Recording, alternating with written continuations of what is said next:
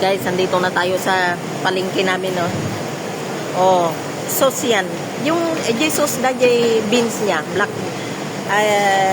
brown beans, tapos tinimplada lang na niya. Maraman eh. Guys, yung kakanin dito sa Singapore, yung parang noodles ba? Hiniwa na kasi na auntie, tawag nila dito, chichong pan. Tapos,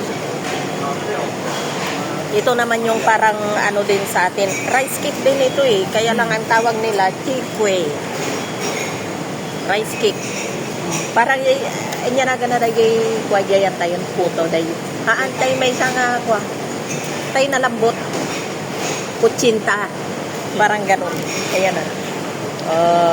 Ang sauce niya yung ano, chai pok naman ang tawag nila dito. Kasi iba-iba yung ano na salted veggie. Medyo matamis na maalat. Kain tayo, siyempre, with kape. Nandito na kami, bumalik na kami sa palengke namin. Thank you, guys. Kain-kain.